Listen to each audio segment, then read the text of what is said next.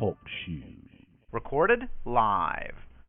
Hello and welcome to the Castle Dracula Horror Movie Podcast. On this podcast we talk about horror movies, vampire movies, and all-around awesomeness. And this week we continue our comedy horror retrospective with An American Werewolf in London, directed by John Landis. Bear in mind, if you haven't seen today's movie, we're going to be talking about it from the perspective of horror fans who have. So warning, spoilers ahead. From Denver, Colorado, I'm your host, Jason Henderson, author of the Alex Van Helsing series from HarperCollins. With me from Austin is Drew Edwards, writer of the long-running webcomic Halloween Man and a contributing writer to Rockabilly Online and Tales from the Grave for Monsterverse Comics. Say hello, Drew. Hello. Hello. Also in Austin, special guest Jamie Barr, a musician, pinup model, educator, and the lead vocalist and upright bassist for Austin's premier all-female rock and roll band, Danger Cakes, where you can find info on their latest album, Dessert First, from Deep Eddy Records at dangercakes.net. Say hello, Jamie. Hello. Hello. Well, and welcome back. And also in Denver, with color commentary, host of the mom-oriented podcast, Pod Moms, always semi-embarrassed to be with us, attorney Julia Guzman. No, that's not true. I'm not. Hello. You sound particularly mom-like in the way you say, oh, no, not at all. Okay. All right. An American Werewolf in London is a 1981 horror comedy film written and directed by John Landis and starring David Naughton, Jenny A. Gutter, and Griffin Dunn, in which college student David is backpacking through the UK with a pal and is bitten by and becomes a werewolf, the werewolf of the title. Shooting took place mostly in London, but also in Surrey and Wales. This movie was released in the U.S. August 21, 1981. It grossed $31 million at the box office. Got decent reviews. It won the 1981 Saturn Award for Best Horror Film and an Academy Award for Outstanding Achievement in Makeup, which, Drew, I think you were saying was actually did you tell me that was? I was not saying that. My charming wife was. Jamie, you were saying that this was actually the first Academy Award for makeup. Is that correct? Yeah. Yep. New category. All right. So, and that's and it went to a fantastic guy. I mean, Rick Baker is amazing. The film was one of 3 high-profile wolf-themed horror films released in 1981. This is amazing to me to think about because in 1981 you get American Werewolf in London, you get The Howling, and you get Wolfen, which is a movie I have not seen since the 80s, and boy, I would love to go see one. And let me read you a little tidbit of trivia regarding that. It says that while John Landis was trying to get the film made, Rick Baker became tired of waiting, and so he decided to go ahead and do The Howling. And eventually Landis called Baker and told him, I have the money, let's make American Werewolf. And Baker said, no, I'm already working on a werewolf picture.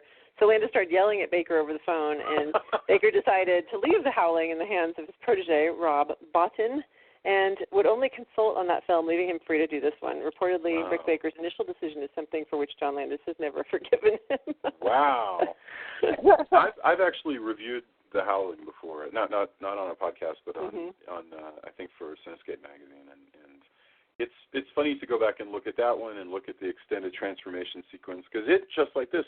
I had no idea that these extended transformation sequences both came from 81. Anyway, let's not get ahead of ourselves. This is a cult classic. It does have a sequel. I have not seen the sequel. Maybe one of you can let me know. Ugh, that's your response to the sequel? Should have stayed in London and not gone to Paris. That's all I'll say about that. But is it actually filmed in Paris? I mean, that would be, I have no idea. Movie. If you want to do that movie, we'll get around to it, and I will eviscerate that movie. But let's do this movie. American Werewolf in Paris. So it's a sequel to this, and it takes place in Paris. But from what I've heard, it might very well be Paris in the sense that you had Venice and the League of Extraordinary Gentlemen, which is to say, not so much Venice. Okay. First impressions. Let's do these, and then let's get into. We have so much to talk about this movie. Let's go, Jamie, Drew, Julia, and then me. Jamie, what are your first impressions? An American Werewolf in London. Well, I actually only recently just saw this movie for the first time with Drew. Actually, I say recently. It's within the last couple of years. So I saw this I saw it as an adult as opposed to, a kid, which you guys probably all were. Yes.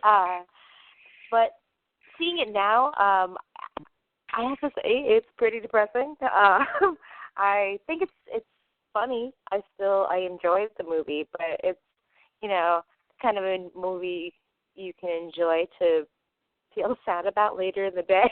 As you kind of turn back and think of it, you're like, oh. And I don't know. It's definitely worth watching. I want you to keep coming back to this theme of tragedy because it's curious you would say that, and I guess you're right, but I'll let you be the bearer of the sad tidings. All right. Drew. Drew, first impressions, American Werewolf. Well, as Jamie was just saying, this movie is very tragic. But I think what actually sets up this movie apart, because storyline-wise, this movie basically follows the same storyline as just about every other werewolf movie. What makes it different is the execution and the fact that it does have this really wicked sense of humor. And when you say horror comedy, which is what we've been doing, it's a movie like this is what actually comes to mind first and foremost. And to me, particularly of the 80s were filled with horror comedies. So, the 80s into the early 90s, and to me, this is one of the finest examples of a horror comedy, and probably arguably the finest werewolf movie ever made. Wow. Okay. All right. I'll let that lie there. And that's, it's actually, the funny thing is, thinking about it might be hard to argue with that. So we'll keep examining. Is this the greatest horror movie ever made? I think that should be our defining question. Julia, first impressions, American Werewolf in London. This is actually the first time I've ever seen this film. So, Jamie, I'm with you as far as having seen it as an adult instead of as a kid. I think that it is basically, you're gonna hate me for this, but it's basically softcore porn in werewolf form. Especially because David Naughton is naked half the movie. It seems like, but at least he's very attractive and naked, so it works out fine. But yeah, he's known for his. I know him for his work in the Dr. Pepper commercial of the 80s. So anyway, no, it's an entertaining and if sensual or whatever film, I guess I'd say. So you responded to the sensuality of it. Okay, all right. For me, I agree with Drew that this may very well be the best werewolf movie I can think of. It's extremely well paced. The negative to it, I feel, it is. I think it's over too fast. I feel like there's something missing from it. So I don't think it's perfectly constructed, but I think what there is, I don't think the whole thing is perfectly constructed, but I think what there is of the movie is extremely good, and all the pieces are just so well done. And I really enjoyed watching it. It's impossible not to like this movie. I kind of feel like you watch this movie, and I just had this wonderful grin the whole time through. It's really well done. Except for the downer of an ending. But even the ending, it's no more a downer of an ending than any other werewolf movie. I mean, that's the way these things work. We'll get into this, but I got to side with Jamie on this. I think the ending's really sad. Yeah, but look, think of it this way.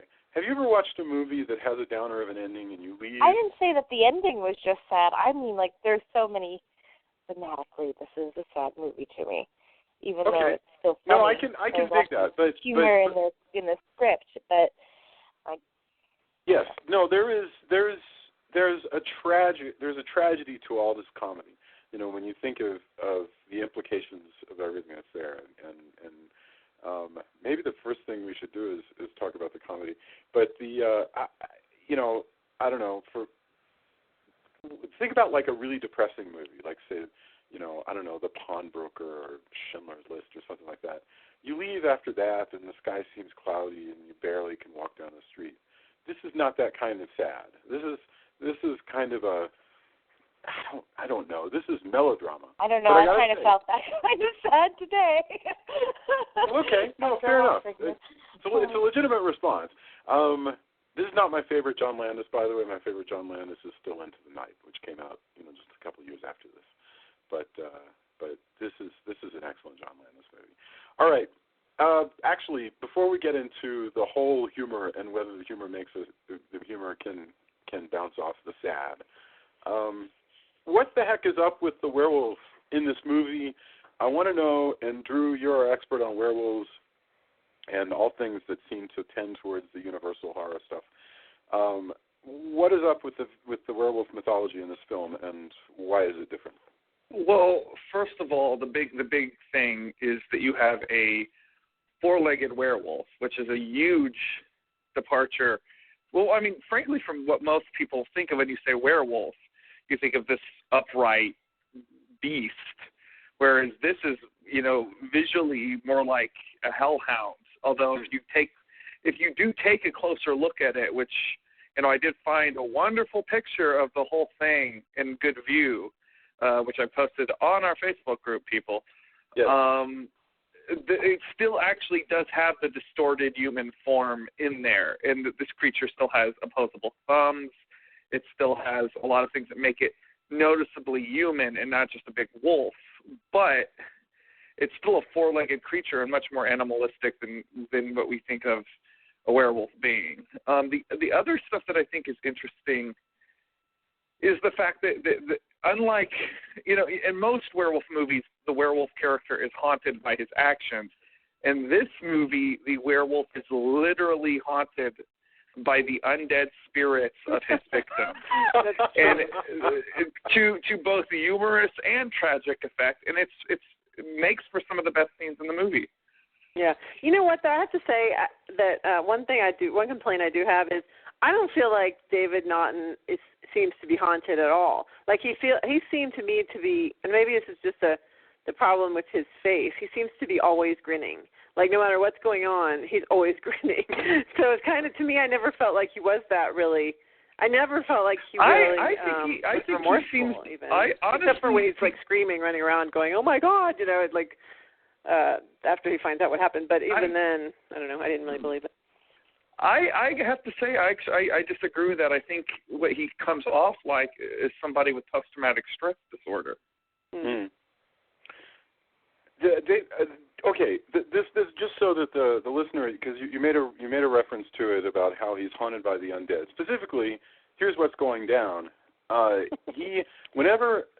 After this character gets bitten by a werewolf and subsequently later turns into a werewolf, and we'll get into that whole business in a minute when we get to the transformation. But after he starts being a werewolf, all of his victims that he kills, and one presumes if he bit somebody and let them live, they would, I guess, become a werewolf. But all the victims that he kills, their spirits literally haunt him and talk to him and beg him to commit suicide, because if he commits suicide, then their souls will be freed, I guess, to go on to their eternal reward. Does that happen if he dies, or just if he commits suicide? Will it happen if he dies? I think if he dies. I think if he gets shot. Right. So presumably they are freed at the end. Yeah. Okay. Well, unless any of those people he was snacking on Piccadilly Square survived. Well, I would presume that they have their own undead. So, for instance, let's say that Tag. I'm a werewolf. I go out and I kill, I don't know, John, Paul, George, and Ringo, and they're dead. So now I've got 4 undead beetles following me around. So but except that he inherits Jack from the previous werewolf. Oh, that's right. God bless. You're right. Because I was going to say, now I go bite Warren Zevon. Now Warren Zevon, he doesn't die. He becomes a werewolf. I get killed. He's now got the beetles following him around. So I guess that's how it works. Okay, well that's terrible. Yep. I see no end to this. Wait, so then how come only the one Jack was the first guy that the But I don't think werewolf only killed? It's supposed to be the lineage. Yeah. Right? I don't think there was anybody That's true. that He was left. did say the wolf's bloodline. Yeah, I don't think there's anybody that was left that he didn't kill, that he ate, that he bit. I don't think he bit anyone who survived, did he? Because we didn't see that happen.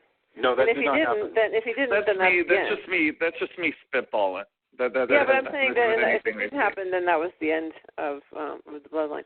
I got to say, though, also the wolf effect is awesome. I mean, given that there wasn't computer graphics, that is some great the transformation, the metamorphosis to being a wolf. Okay, so yeah, let's talk That's about awesome. this transformation, because the transformation. So I just want to describe how exactly we get here, and then you guys can get into like what this thing actually looks like. But basically, the story: these guys are having, they're backpacking through northern England. It's cold, and people at the bar are mean to them, and they after they're exposed to the werewolf, we take the action back to London, where David convalesces in, I guess, what is the friendliest hospital ever known to man, and he's taken care of by John Woodvine as the doctor and this extraordinarily hot and lonely nurse, who takes him home when he's discharged. Which is why I say it's like softcore porn, because I mean that whole thing right there, where he's got the nurse that ends up sleeping with him. That's just if it weren't for the fact that it takes so long to get to that point, it would just be softcore porn, basically. Well, what's funny about that is that this period. There's not enough nudity to be softcore porn. There's only a little bit of nudity in the there's actual tons of nudity, given that they have a whole theater. There's a whole porn movie that they show. Right, but it's not straight up like. It's not like Well, and it's not straight up like hardcore porn. Right. The porn that they have playing in the background. Skinemax is what it is. Skinemax. Yeah. Or what you said it right. It's softcore porn, and clearly Landis has a fond fascination with this stuff because he's filmed in the background when they have this whole scene where he talks to the ghouls inside the theater. In the background is playing a perfect parody of a late 1970s British sex comedy. It is ideal. It's got the dumb lines. Everything about it is exactly like one of those like Confessions of a Window Washer and all those movies that used to stock HBO, back when HBO was founded. And if the rest of you are lost, then forget I mentioned any of this. But that it is pitch perfect, and Landis is clearly like obsessed with that stuff. I'm sorry, Jamie. Go ahead. I think it's fun. It's funny that it's not maybe not.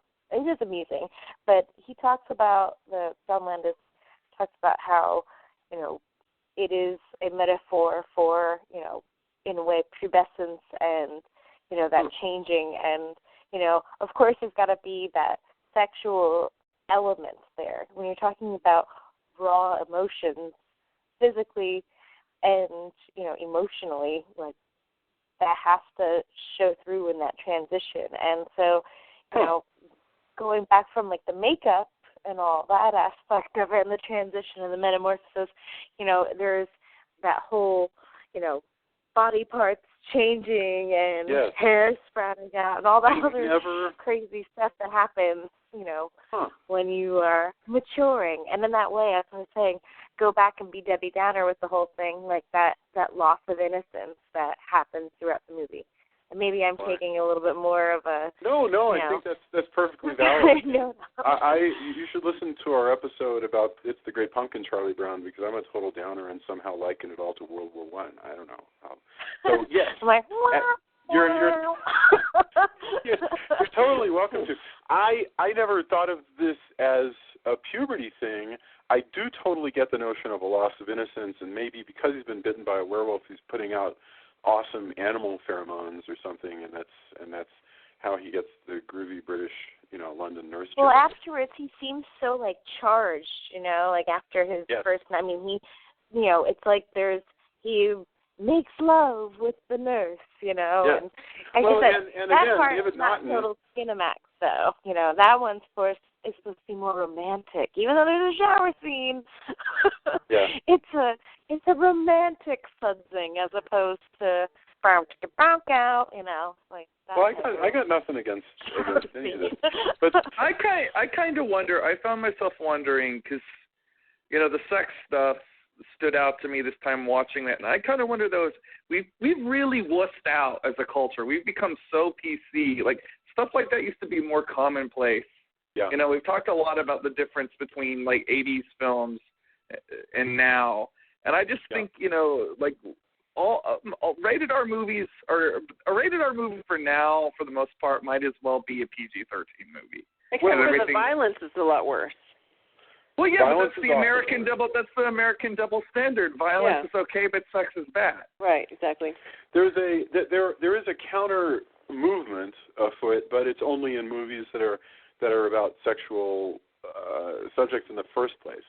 Like the one. But then it's creepy sex. Yeah. Like it's never right, like it's always a downer. Sex you don't want to see that.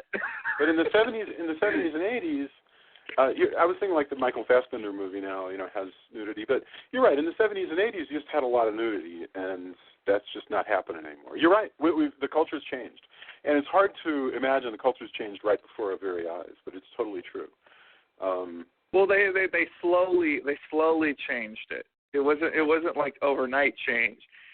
But this could easily turn into a political rant that has nothing to do with werewolves or sex. So. All right. So anyway, after he goes home with the nurse. Basically, the bottom line is the ghouls are warning him. Everybody's warning him. You're going to turn into a werewolf, and then it happens. Now, who wants to go into how awesome this metamorphosis is? And I'll let you guys just sort of tear it apart. Actually. On the actual makeup level? Well, I mean, you actually started to talk about it. Okay, here's the thing. This is absolutely the most stunning werewolf transformation I think that certainly up to this point had ever been put on film. It's better you could make a strong argument that it hasn't been topped. Yeah. I mean, what goes on here? I mean, he's like pacing around. He wants, something's going to happen. He's in his girlfriend's apartment. She's gone for the night. He tries to read. He tries to listen to music. Nothing's working. And then all of a sudden, he just shrieks in pain, and he hits the floor. And this metamorphosis of his body begins, played in real time. Camera doesn't look away. I mean, it's not all one cut or anything, but his body literally starts to change. And whereas you think about like how Lon Chaney changed into the Wolfman back in the old Wolfman movies, which was that you did a fade. He's laying against a pillow, and then there's a fade, and he has some more yak hair on his face, and the fade, and there's some more, and a fade, and he has kind of a pug nose, and he's the Wolfman. This is not like that at all. This is a, spine-cracking, body-racking, screaming, pulsing thing where his hands elongate and his spine stretches, his legs turn backwards. I mean, it is this extremely excruciating thing to watch. I mean, I'm just amazed at what Rick Baker was able to come up with in this. Yeah, it's really cool. I mean, especially the face, because the whole thing is really cool. But somehow, just watching like I said, without it being computer graphics, yeah. I mean, to me, it really looks like computer graphics because I said it's better than a lot of computer graphics that I've seen. Because his face just changes right in front of you, and at first it just changes to be like kind of the Teen Wolf, like this hairy face. But then all of a sudden, like you said, his face, his like the nose and the mouth elongate too, so it looks like an animal. It's amazing. Yeah, well, go ahead, he Jen. actually made his skull. Well, they said that Rick Baker actually did a molding of. Oh gosh, I can't remember the actor's name now. I call him. I'm like Jack Kessler, or not Jack Kessler, David Kessler. But he did a sculpture, like a molding of his head, so that he had basically, and then did several pieces where throughout the movie he could actually take away from a sculpture as opposed to adding on, which is what happens with a puppet. So you're able to get that, the way of like it could go out that way, and they did it also for the makeup with the best friend Jack. So right. where has his, I mean, not getting out of the metamorphosis scene, but that's Jack's own metamorphosis is the other way. Every scene he's more and more decrepit. And it was disgusting, especially at the end. His face is like shredded off, and it's funny you like seeing his like neck jiggle as his like flesh is basically like open, and you can't help but look deep at it. You're like, oh my gosh! It's an amazing prosthetic. When it's an actor, that's an amazing prosthetic. And I know the actor was upset that he was worried that people would only focus on the makeup as opposed to what he's actually talking about. But I think the dialogue there is was written well enough for, and they do say they improv'd a lot of it, so it did have that natural feel to it. But yeah, you were saying, Drew?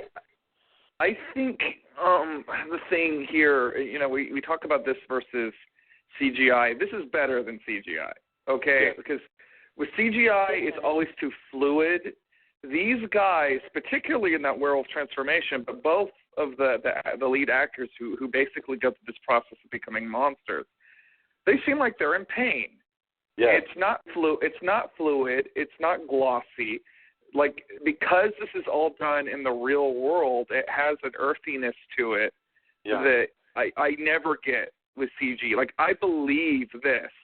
I've seen really great CGI, and I still don't believe. Like I can look at Gollum, which is amazing, an amazing effect, but it still looks fake to me. This I can buy into. It's funny that you say that, because you're right.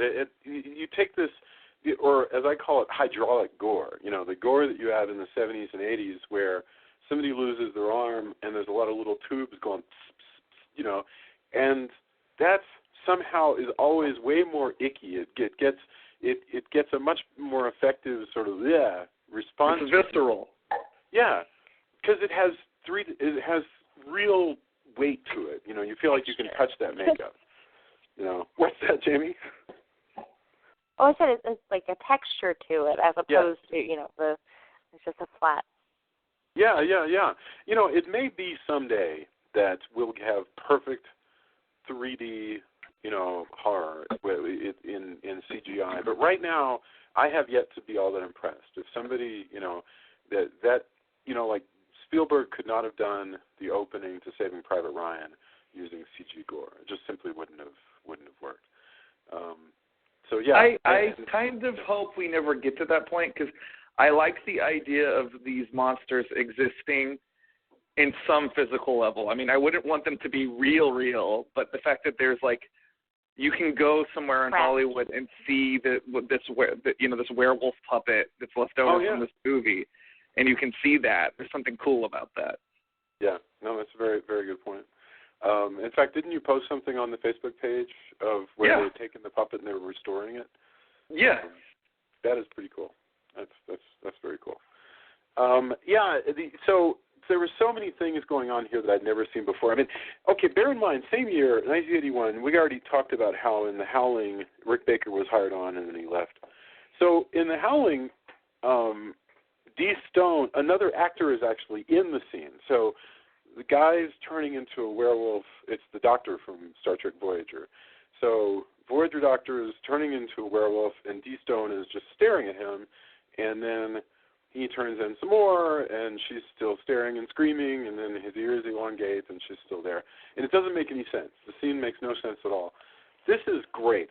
This is so much of a better way of doing it. He's totally alone, so we got nothing to do but listen to Creedence Clearwater Revival and watch his body, contort in all these amazing ways. And yes, it looks like it hurts like heck. I think the most amazing effect, the one that hurts the most, is not the one where he lays on the ground and his body gets stretched out. It's just the one where his hand stretches. That looks like it hurts so much, and it's truly amazing. And, to get back to Jamie's sadness, nobody wants this to happen to their body.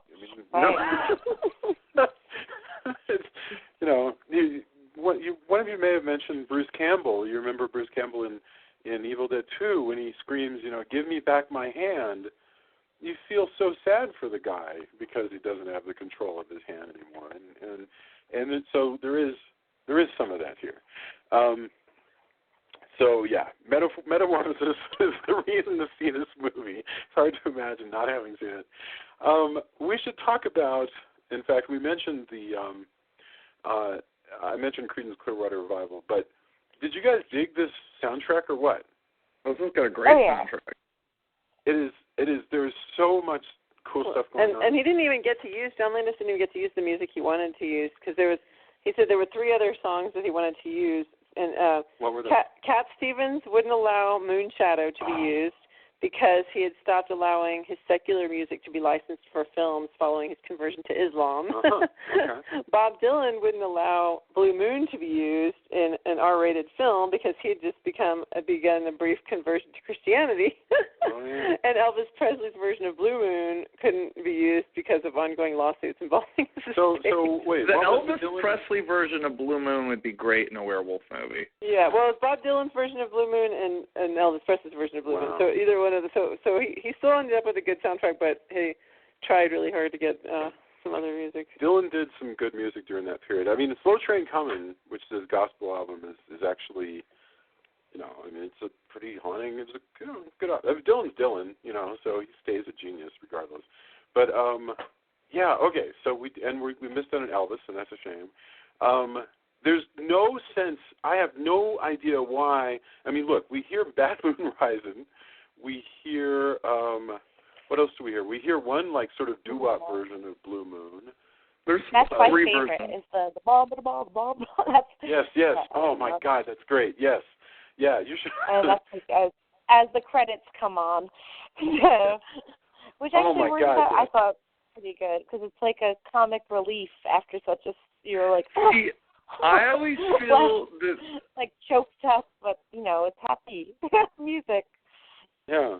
To me, that doo-wop version of Blue Moon at the end of the movie, because that last scene, I'm not going to lie, I always get a little bit choked up at the very end of this movie, and then that version of Blue Moon comes on, and it's like you've just been socked in the gut.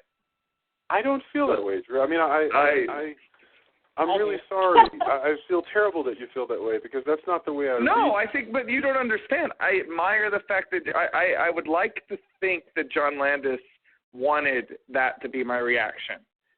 Fair enough. It's possible. Here's how I read that. And for the listener, if you're confused, basically after a very, very sad ending, we have a shot cut to black, and then we have a really groovy doo-wop version of Blue Moon. I agree with you that there's irony there. That the irony. I don't know if it's just that it's just a sad ending either, though. But it's the fact that it's so. It's such an crazy scene in Piccadilly Square in London, and everything. Yes. There's just so much terror and all this gore and cars crashing into each other and people, and they never cut away. You don't think about how that would actually look. Okay, all right. So life, let's talk about that, and then I'll tell you what I think about that song. And then it's just so stark of an ending. Yeah, the ending in Piccadilly Circus. Let's get straight to that. So basically, what happens is Naughton is turning into a werewolf. He has 2 nights out where he's killing people, and meanwhile, John Woodvine and Jenny A. Gutter are researching werewolves and decide that they've got to, if they must, they've got to somehow prevent David Kessler from getting loose, turning into a werewolf, killing lots of people, what have you. And, who knows, or maybe they're just going to make sure that he gets killed without killing too many more people. But regardless, what happens is he goes to this Piccadilly Circus, right? I'm sorry, where is this again? Piccadilly Square, isn't it? Yeah, no, it's Piccadilly. Piccadilly Circus, isn't it? Yeah, Piccadilly Circus, so called, which is this enormous circular plaza. And the wolf, he turns into a wolf inside the movie theater.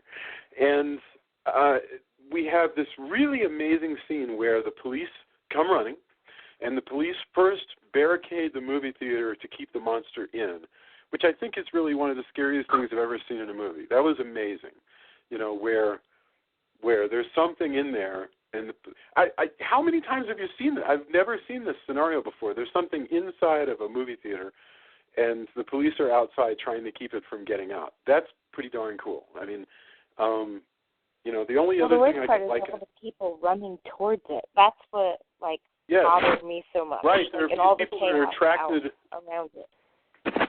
Yeah. The one thing I would think of that's like this, of course, is the Blob. The Blob comes out of a theater like this. But, okay, it gets out, and immediately you have exactly, Jamie, what you were talking about, which is pure mayhem, a completely bizarre, amazing scene where this wolf is running all over this enormous intersection. And, I mean, what else is happening? You have You have Well, it's so gory. It's so gory. I mean, there's just so much violence. Like there's somebody gets beheaded and their head gets thrown around, and like it's just. I mean, there's blood. There's people having horrible car accidents, like left and right, awful car accidents. In fact, John Landis is actually in that scene.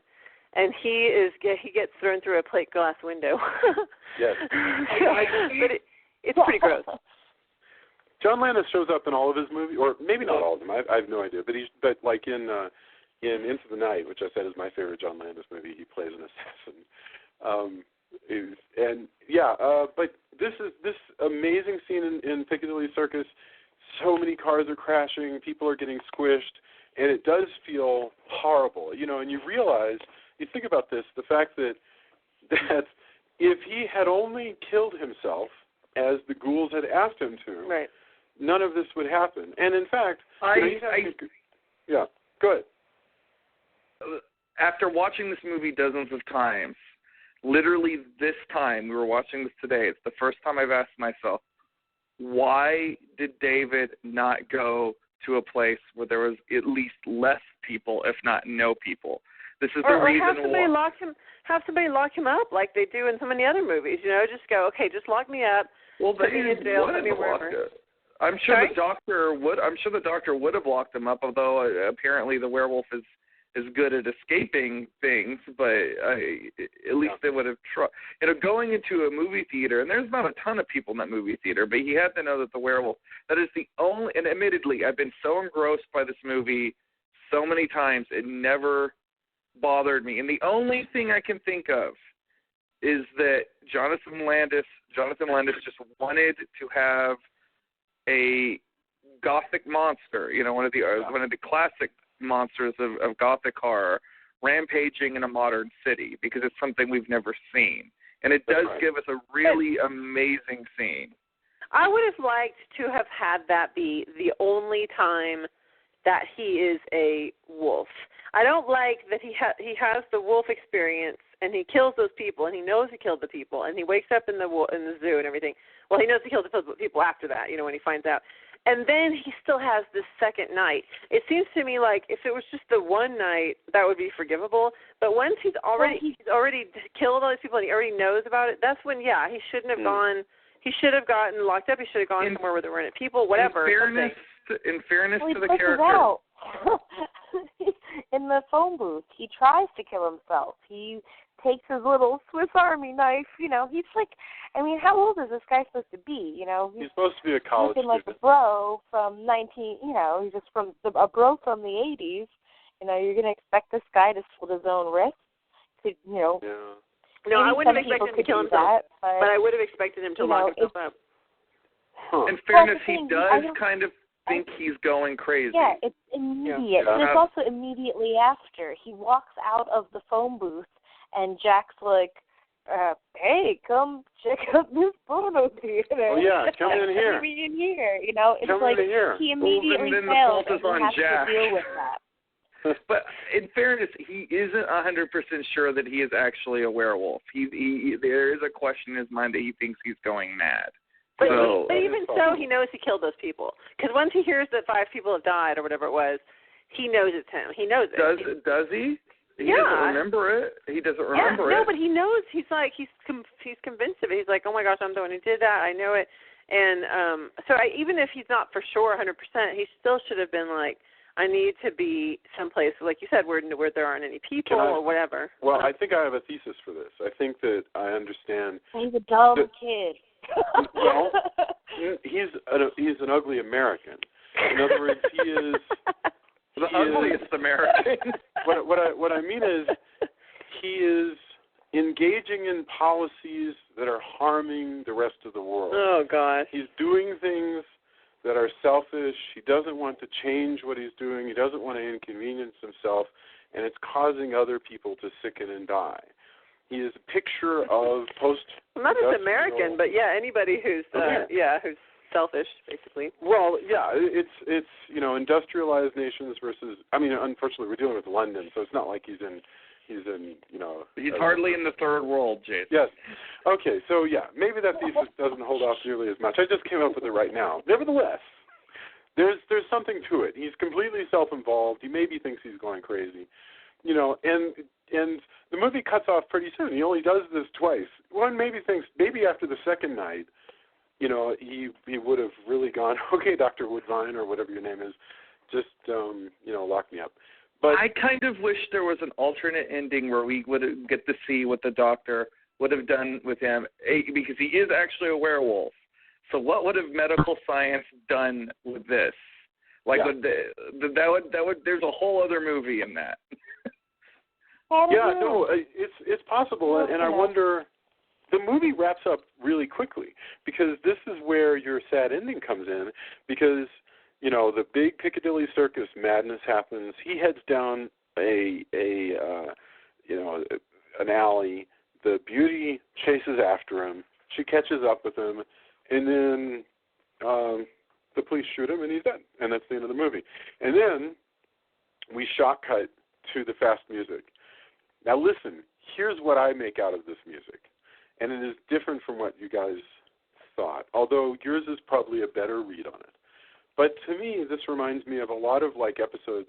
Like I remember, this is going to be a terrible example, and I apologize. But there's what was that Michael Landon show where he played an angel?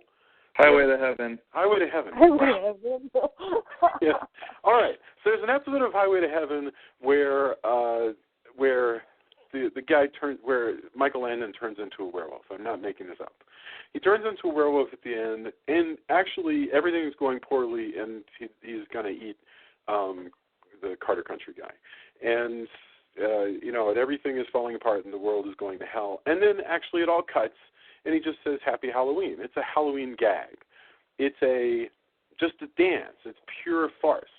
And I think that's what this is. I think that this is John Landis walking out onto the stage and blessing us all and saying, not to worry, what you've seen is a farce.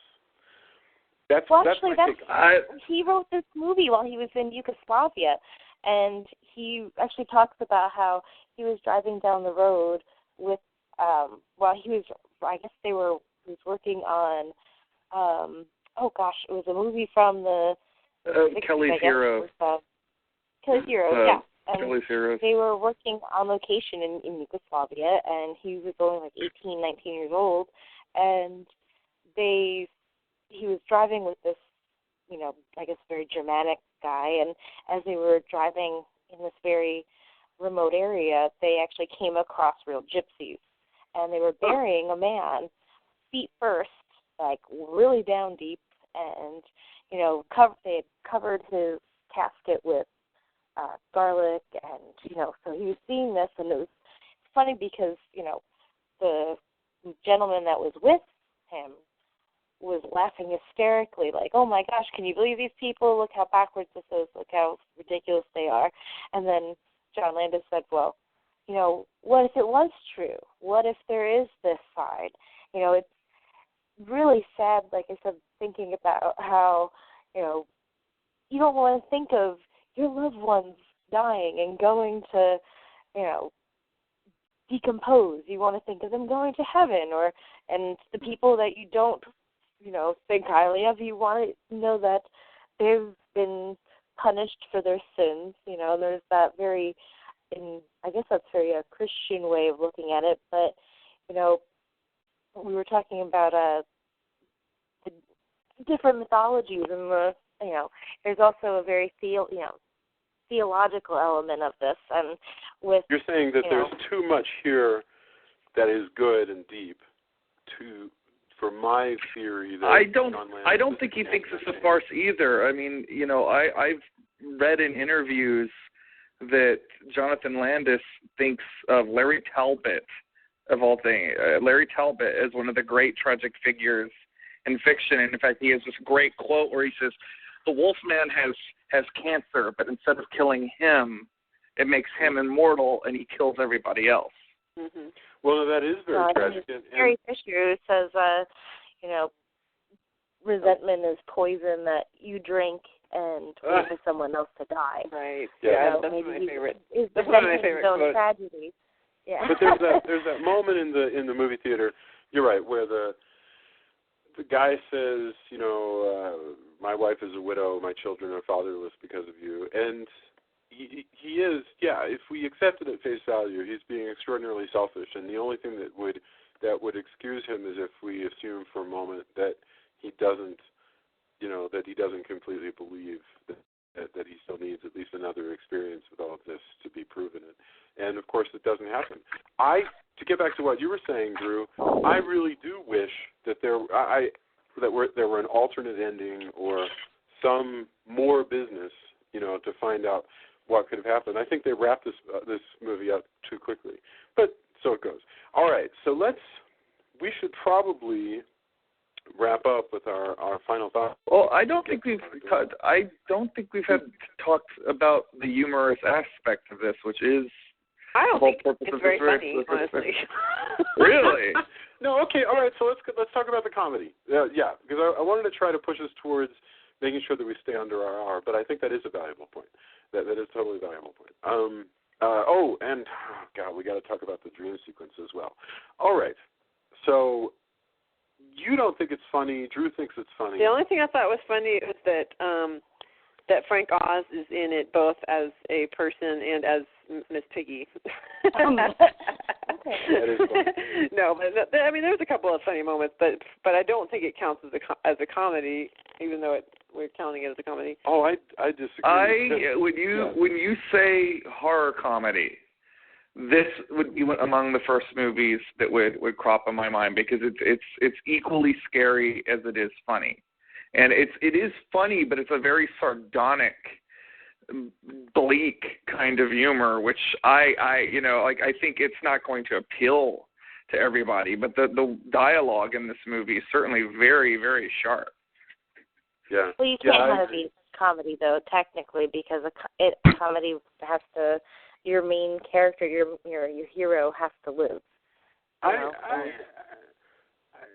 know. That's the classic Shakespeare. No, I'm down with that, but black comedies, modern contemporary black, that's redundant, I'm sorry. Contemporary black comedies often have the main character losing out. You're totally right. Classically speaking, comedies end in marriages and tragedies end in death, so this would be a tragedy, right? But, it's funny. It's funny as heck. And if this is not a comedy, what's funny? Tell me what's funny about it. The lines are funny. All the dialogue. The dialogue is actually really. I thought the dialogue actually, was funny. This is almost as if Joss Whedon wrote a werewolf movie, because it begins with funny dialogue as they're walking around Northern England. The scene in the bar is funny. All of the scenes with the ghouls are funny as heck. That is brilliant. Now, sometimes it's a little broad. I mean, the humor is a little over the top. There's some weird slapstick with the police detectives. Well, don't forget the whole scene where he's the great balloon thief. Yeah, well, that's brilliant. I love that. Yes. That was. You're right. That was funny. So there's a lot of the zoo thing is really funny when he's trying to, because he wakes up in the wolf cage. Which, by the way, I'm wondering, how did he get in there? Like, who in the middle of the night? He's torn the top of the cage. Same way he gets out, he tore the top of the cage off when he was a werewolf and climbed in there. Because it's like when he climbs out, you can see the top of the. What I always wonder is how the heck that werewolf gets out of her apartment without destroying the apartment. Because you go back into her apartment and it looks completely normal. Like you would think that thing would have, smashed through a door or smashed through a window, but there's no evidence. And it does have, when I was talking about this with Jamie earlier, she brought up a point. He does still have an opposable thumb, so maybe he's smart enough to figure out how to turn it off. But so he went through that painful thing. He's on all fours, and then he just sort of walked over and gingerly opened the door and let himself out. It's possible. I mean, you're talking about a creature. A dog open the door? Have you ever seen a dog open a door? They can do it sometimes. They can. And they don't even have opposable thumbs. And he leaves also. You have to keep. It's funny because they do have the door to the outside. He leaves open earlier in the day. That's the thing. You have to. I feel like there's this very strange time flow of the movie where, suddenly from the very beginning, you have, he's in the moors. Then Jack gets killed. He's in, we're attacked by the werewolf. Survives. And then 3 weeks later, suddenly he wakes up, and then he's in the hospital for how long are you expecting to, or I'm not even sure exactly how long. We don't know how extensive his injuries were, or if he had any head trauma. I don't remember. No, we don't see any unless he had some on the back. But no, that's a good point. There's some unusual time. Oh, okay. I want to get to this dream. In the middle of all of this, Jack has a nightmare that gave me nightmares when I saw this as a kid, and it involves a family getting attacked by what the hell are we looking at? Are these? It's a dream. It's his suburban family gets attacked by Nazi werewolves. Yes. So I have to give a brief anecdote about that, but I will keep it brief. No, please. When I saw Rob Zombie years ago, his security people were done up like the Nazi werewolves, like pitch perfect. They were all lined up in front of the thing. Anytime somebody tried to get up on that stage, the Nazi werewolves from American Werewolf in London would pull them off of the stage. That's awesome. Oh, wow. I mean, okay, I guess this is a reference to the fact that they're Jewish. The shock troops, well, the Nazi shock troops, some of them were known as werewolves, and that's as a nickname. So I guess this might be a reference to that, although I got to admit, that's pretty damn esoteric, Well, no, but both of the main characters are Jewish, and John Landis himself is Jewish. So he said he himself, grew up with hearing those references as a kid. That's only one generation away from. Well, he is infected, or infected, if you want to call it that. He's gotten that bloodline. He's going to become a werewolf. So that's in his psyche, and then he's having these nightmares of like going home, and that's a safety net. You think about what that would mean. It's your child at home. He has his little sister, his little brother, it's his parents, and then Nazis storm in, and I'm sure that imagery was there from hearing stories about his own family. Absolutely, but follow that through. If werewolves in your mind trigger two idealized cognitive models, one being a human wolf and one being a Nazi shock troop, then there's this double meaning where David Kessler is injured by. So let's say the sentences. David Kessler is injured by a Nazi and becomes a Nazi, and people beg him not to be a Nazi, and he doesn't want to not be a Nazi because he's not sure he identifies that way, and then he's killed a bunch of people before it's too late. That's an interesting theory. I feel like that's deconstructing the movie an awful lot, but boy, that's interesting. I don't know what to do with it. I don't think it's wrong to look at the movie from like a sort of a. This movie, in a lot of ways, was the start of postmodern horror, which was the vein of horror that got gigantic in the 1990s. But I feel like you can trace it back to this film and actually The Howling as well. Yeah. No, The Howling is so much schlockier. It would be so fun to talk about The Howling because it's way less artsy than this movie. It'd be cool to watch that. And Wolfen, boy, what a year 81 was, man. Okay, but we should do our final thought. I'm the only one here who doesn't remember 81. No. Well, there you go. I was rub it in, why don't you? You know what? This is the second. You're my. I gotta say, this is the second thing today that has made me feel ancient. The first thing was that I went to this 50-year birthday celebration for the elementary school that my daughter goes to, and I actually put together a slideshow for it. And her current third grade teacher, my daughter's third grade teacher, gives me her class picture from elementary school to include in the slideshow because she went to the school that she teaches at now. And she was in fourth grade when I was a senior in college. And I was like, Oh, you've got to be kidding me.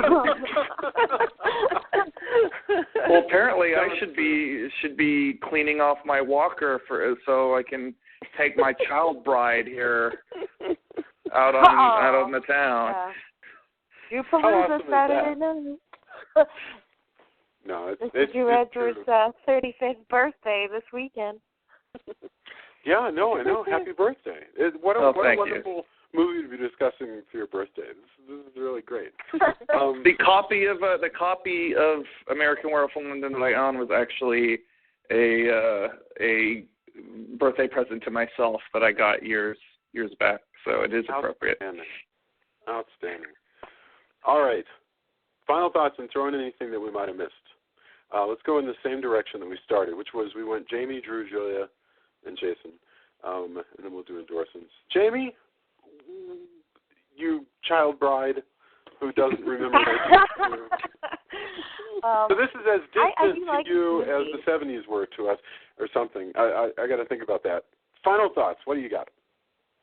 I do like this movie. I do, and I feel like anyone who's interested in, the makeup aspect of it. I mean, it's just the 3D, the effects themselves are better than anything else today done. I mean, nobody puts that type of meticulous craftsmanship into it. I mean, art is, it's just amazing to watch. But on another level, if you're looking for something that's going to make you think, I mean, it can go either way. It could be very superficial, or you could go deep and then get a little too into your own psyche, and it can ruin your day. But it's probably, I'd say it's not a good watch for most people. I wouldn't recommend kids watching it at too young of an age because of the whole nightmare element and the softcore porn. Yeah, I guess the softcore part, I feel like, I mean, I'm not going to say like somebody under the age of 10, but, somebody in their mid to late teens, they've probably already seen that already. Yeah. So. Very good. Okay, yeah. Thank you so much. All right, Drew, what are your final thoughts? And I assume it didn't depress the hell out of you. This is a movie, this movie, and I go way back. I remember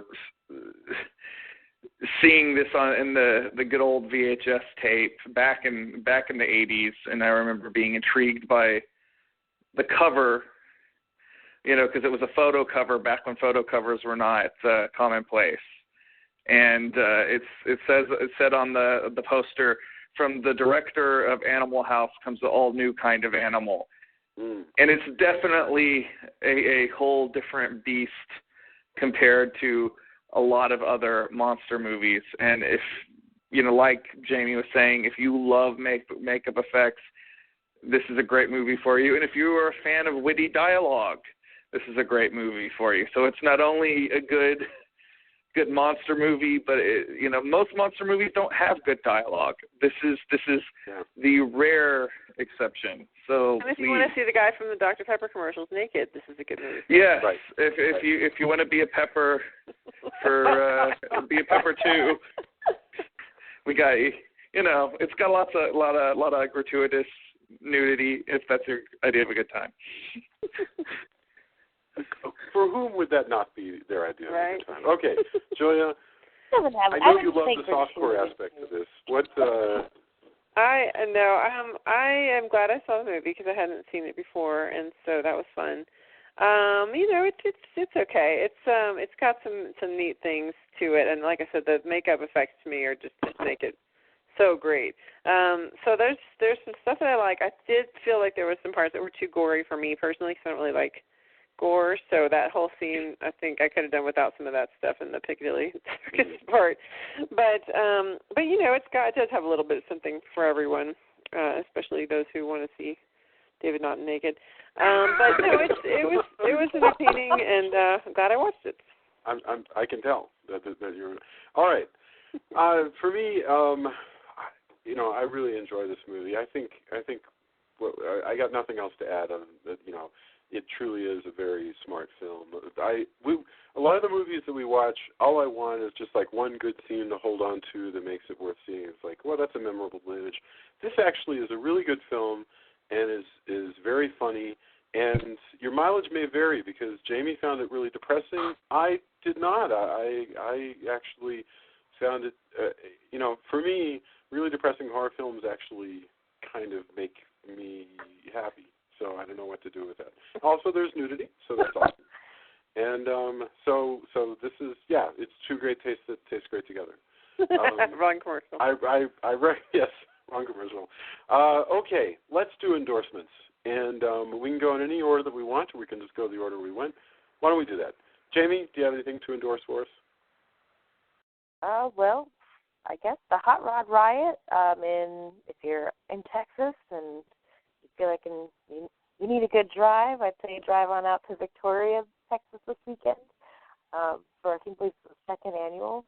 It's a gigantic car show, and Danger Cakes, my band, will be playing at bright and early. So come start Saturday morning with us, and if you're in town for the show or in town the night before, we'll actually be at the Downtown Bar and Grill out in Victoria. So come on down and say hi. Very, very cool. And then, very special. I just want to to my husband and tonight, I guess, co-host or whatever you want to call it, Mr. Drew Edwards for his 35th birthday. So. Oh, yes. Happy birthday. Aww. And the website for Danger Cakes is dangercakes.net, right? Yes. Okay. All right. So all one word. To check out dangercakes.net. And I'm sorry, Drew, I stepped on your misery about your birthday. So what are your final thoughts? What are your endorsements? Well, two movies that I watched this week. One, which I was very surprised, and I viewed because my friend Barrett recommended it to me personally, and otherwise probably would have skipped it entirely, was Pain and Gain, which is Michael Bay's new movie, and it's amazingly not a action movie. It's a dark comedy, and it's actually really funny and really entertaining while still being thoroughly Michael Bay. And I'm amazed that I'm recommending this because I actually hate most of Michael Bay's movies. In fact, I find all three, I don't know how many Transformers movies there are. They all roll them together to me, but I find those Transformers movies, which seem to be the ones that everybody likes, to be akin to drilling a hole in my skull.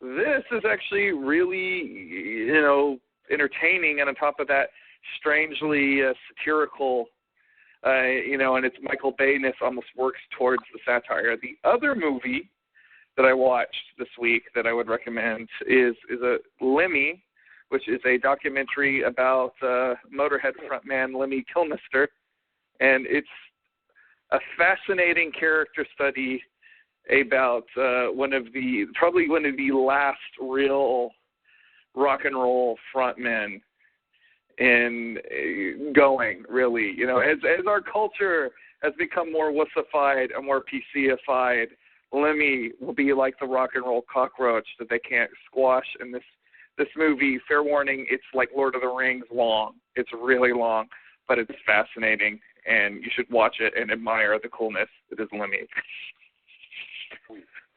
Julia, do you have anything to endorse for us? Well, this is one of my favorite weeks of the year, which is premiere week on TV. Yay! So I've been trying to take in as much of it as I can find time for. Tonight it was the premiere, but I didn't get a chance to see it yet, of The Crazy Ones, which I'm super excited to watch with Robin Williams and Sarah Michelle Gellar. I did watch The Blacklist, which is a new James Spader show, and I'm gonna give that one some more episodes because I think it was really, really interesting pilot.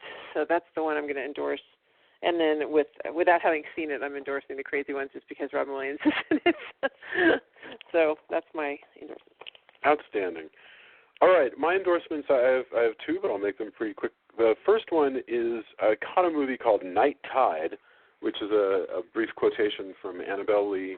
And Night Tide features Dennis Hopper as a sailor who meets a woman who may or may not be a murdering mermaid. who turns into a mermaid and kills people. And it's a mystery as to whether this woman he's met is actually a mermaid who kills people or just a crazy person. And Dennis Hopper plays a completely straight, handsome young sailor who's kind of in over his head. It's a really wonderful movie, black and white, made in 1961. It's kind of before Dennis Hopper became the mannered Dennis Hopper that we all knew and loved. It's very similar to The Terror in that way, how you can kind of get the pre-Jack Nicholson Jack Nicholson. This is the pre-Dennis Hopper Dennis Hopper. Also, I was interested in the guy who played the doctor, John Woodvine, who goes investigating the werewolves. And John Woodvine was actually the star of a radio miniseries called The Cabaret of Dr. Caligari, where he plays Dr. Caligari, who is the host of a stage show that people wander into usually after they come to find out that they've actually died on the way in, and you get to hear their little horror tale, and that's the end of the show. It's wonderful. There's only 6 episodes. They're hard to find. You can kind of get them by bootleg. It was on BBC4 in the 1990s. But I totally recommend The Cabaret of Dr. Caligari. So that's my extremely bizarre and esoteric endorsement, but I really loved it. And it's funny, too. So, gosh. All right. Let people know about our show. Like us on Facebook. Leave us a review on iTunes. Pass the links around. Record us. Come on to the Facebook page and engage in the conversations that Drew begins by posting multiple things. I am so excited about how many people have been posting recently, and it's great. And we're listening to your recommendations for what to do next. And I think we really need to do something special for Halloween. And we got some cool retrospectives coming up as well. So thanks very much. We will talk to you probably next week. Happy birthday, Drew. And happy birthday. Thank you. All right. Talk to you soon, guys. Bye. Night. Bye. Good night. Night, Jamie.